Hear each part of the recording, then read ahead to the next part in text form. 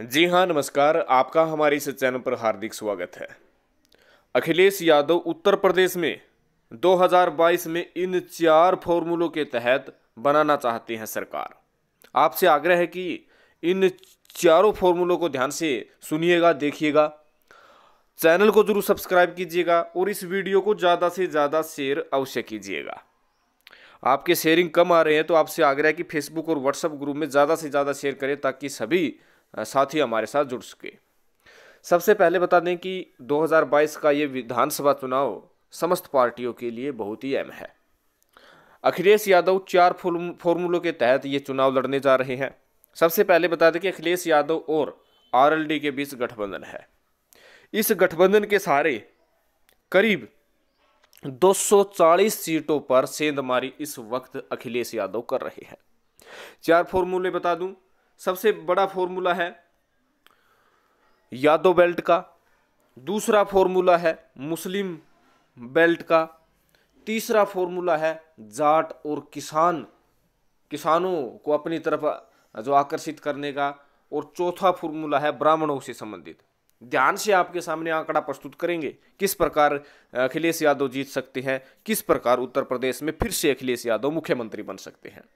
आपको पता है कि आरएलडी के साथ अखिलेश यादव का गठबंधन है और आरएलडी पार्टी का जो जनाधार है वो किसानों के साथ है। जाट बहुल क्षेत्रों में आरएलडी पार्टी का अच्छा खासा जो है दमखम है, तो उसी के सहारे ये गठबंधन चल रहा है।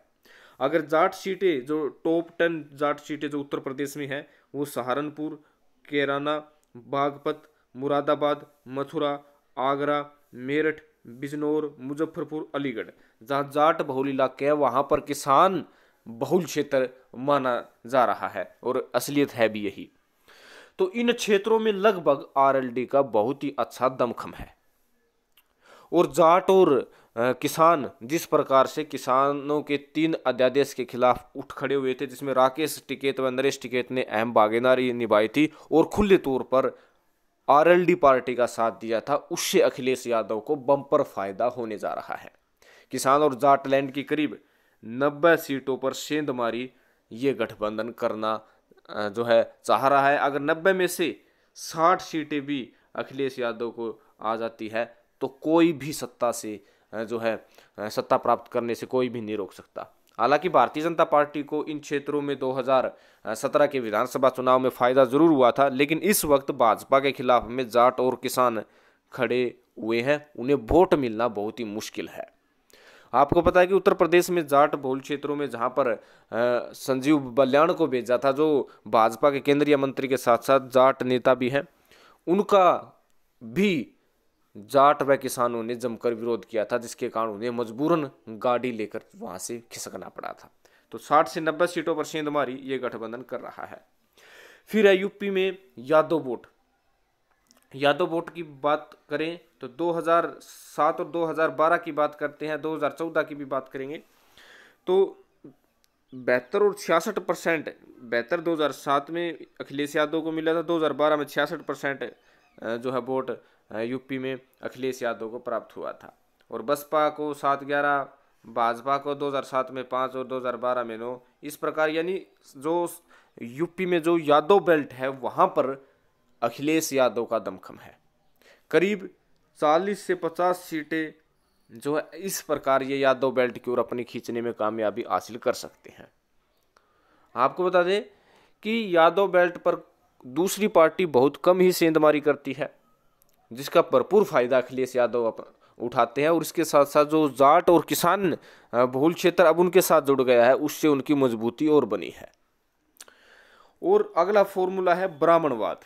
उत्तर प्रदेश में जब से योगी सरकार आई है तब से लेकर अब तक ब्राह्मणों ने भाजपा का विरोध जबरदस्त किया है। भरपूर विपक्ष ने इसका फायदा भी उठाया है। हालांकि 2014-2009 में आप देख सकते हैं उत्तर प्रदेश में कांग्रेस के साथ ब्राह्मण 31 और 11% से, ब्राह्मण जो है बीजेपी के साथ 2009-2014 में 53 और 72% थे, और बीएसपी के साथ 9 और 5%, एसपी के साथ जो समाजवादी पार्टी है उनके साथ 5 और 5% थे। अब की बार भारतीय जनता पार्टी को ब्राह्मणों का विरोध का सामना करना पड़ सकता है।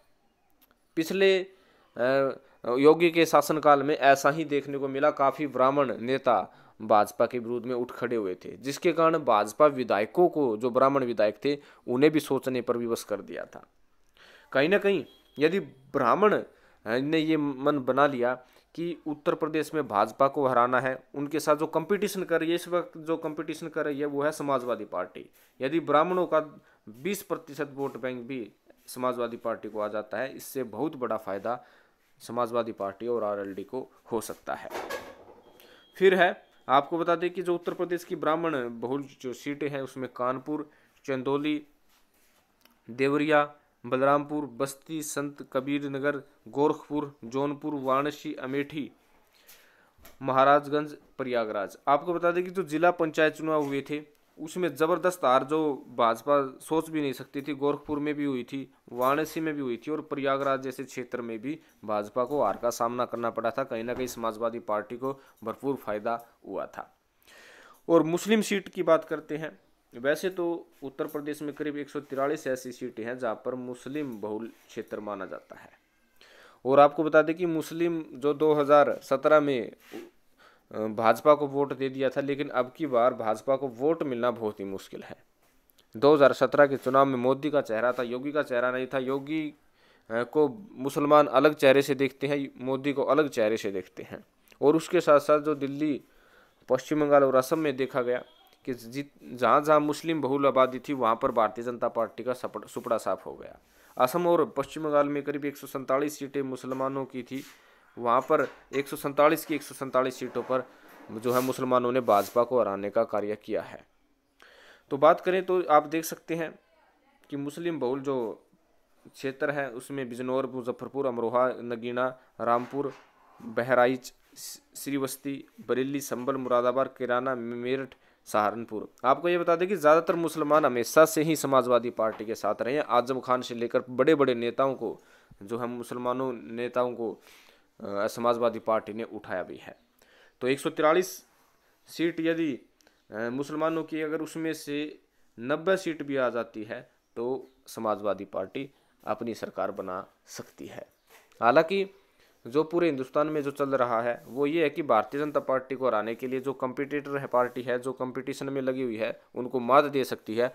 वो जो विपक्ष का सारा वोट बैंक उसी पार्टी को जाता है, जिसके कारण भाजपा की हार हो जाती है। पश्चिम बंगाल में भी यही हुआ था, दिल्ली में भी यही हुआ था, वह अन्य राज्यों में आप देख सकते हैं।